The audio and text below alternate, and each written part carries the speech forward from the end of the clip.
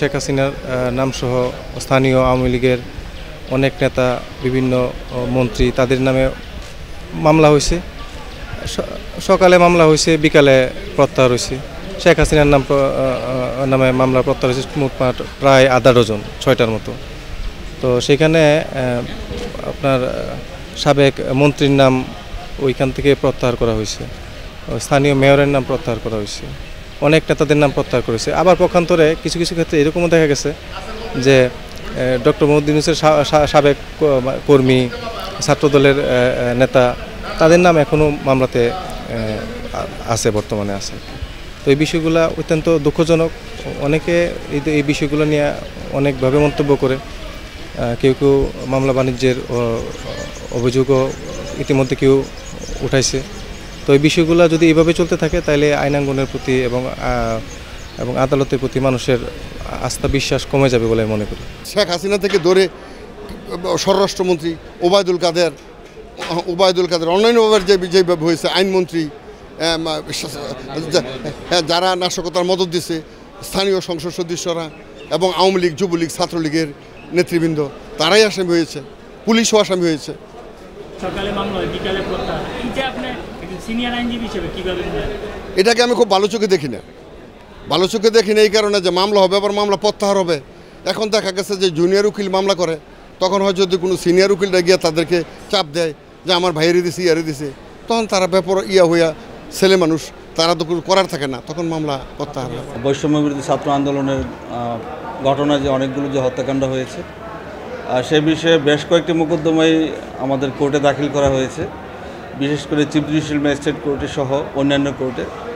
তো মোকদ্দমাগুলোতে যথাযথ অর্ডার, কিছু কিছু মোকদ্দমায় এফআইআর অর্ডার দেওয়া হয়েছে। কিছু মোকদ্দমা যে উঠিয়ে নিয়ে গেছে এই বিষয়ে আমার কোনো ধারণা নেই। আমি বিষয়টি সম্পর্কে জানিও না, বলতেও পারবো না, কারণ আমি ওই সময় এজলাসে ছিলাম না।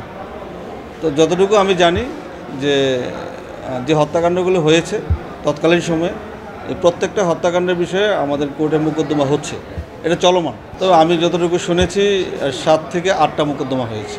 যারা মামলা নাটক শুরু করছেন এটা খুবই দুঃখজনক।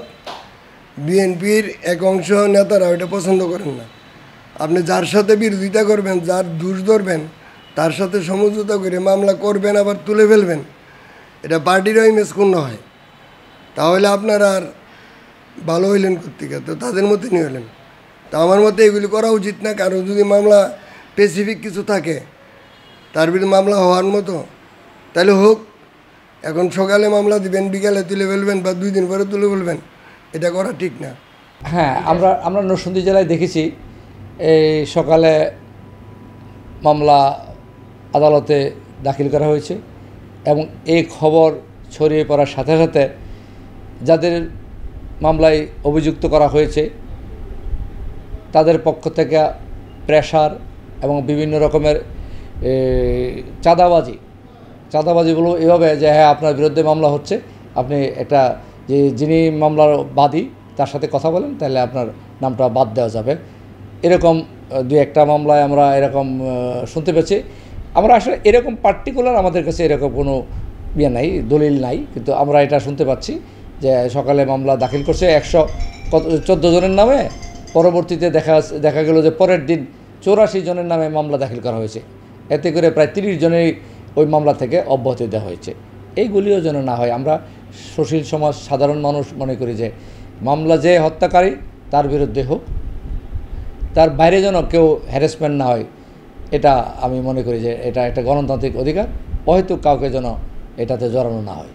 নরসিংদীতে যারা মামলা হয়েছে, যারা এই ঘটনার সাথে জড়িত এবং যারা বিরোধী দলের রাজনীতির সাথে জড়িত, যারা এগুলোর উস্কানি দিয়েছে, আপনারা যারা কাজ করেন আপনারা জানেন, আপনারা মাঠে ছিলেন, যারা আওয়ামী লীগের বিভিন্ন নেতাগুলো এখানে উস্কানি দিয়েছে, এদেরকে অর্থ দিয়েছে, তাদেরকে সহযোগিতা করেছে এবং তাদেরকে হুমকি দিয়েছে যে আন্দোলনে যাওয়া যাবে না, তাদেরকে আপনারা দেখেছেন, তাদেরকে নির্মমভাবে পিটানো হয়েছে, দফায় দফায় পিটানো হয়েছে। কারা করেছে এগুলো আপনারা জানেন। এখন যারা ডিসিজ যারা আছে, তাদের রিলেটিভরা যাদের নাম দিয়েছে তারাই শুধুমাত্র এই মামলার আসামি হয়েছে। আমরা স্বেচ্ছায় প্রণীত হয়ে আমরা কোনো মামলার কাউকে আসামি করি নাই, কোনো বাদে সেটা বলতেও পারবে না। যারা এটা করতেছে, যারা এটার পিছনে সম্মতি দিতেছে, সবাইকে আইনের আওতা উচিত। তবে আমি আইনজীবী হিসেবে কখনোই মনে করি না যে একটা মামলা হয়ে বিকালবেলা প্রত্যাহার হোক, এটা আমরা কখনোই চাই না। যারা এই হত্যাকাণ্ডের সাথে জড়িত ছিল, সম্পৃক্ত ছিল, তাদের প্রত্যেকে বিচারের আওতা আনা উচিত এবং তাদের প্রত্যেকে বিচারক, এটা আমরা চাই। শুধু আইনজীবী হিসেবে এটাই চাই। ক্ষমতার অপব্যবহার করে যে হত্যাযজ্ঞ চালিয়েছে সেই মামলাগুলো এখানে রুজু হচ্ছে, বাদী আসছে, বাদী মামলা করছে, বাদীকে কোনোভাবে হয়তো প্রেশার ক্রিয়েট করে নয়তো বা তাদেরকে অর্থের প্রলোভনে যেভাবেই হোক মামলাগুলো প্রত্যাহার করা হচ্ছে। এটা আইনের অপব্যবহার করা হচ্ছে। যে ভিকটিম সে আসলে বিচার পাচ্ছে না, সে যেন বিচার পায়। আমরা ওইটাই চাই, একজন আইনজীবী হিসাবে চাই যে ডিসিস্ট, যে মারা গেছে বা ক্ষতিগ্রস্ত হয়েছে, সে বিচার পাক। আমাদের এই অপসংস্কৃতি থেকে বেরিয়ে আসতে হবে। মূল হোতা যে, মূল অপরাধী যে, সে বিচারের আওতায় আসুক, এটি আমি একজন আইনজীবী হিসাবে আমার চাওয়া।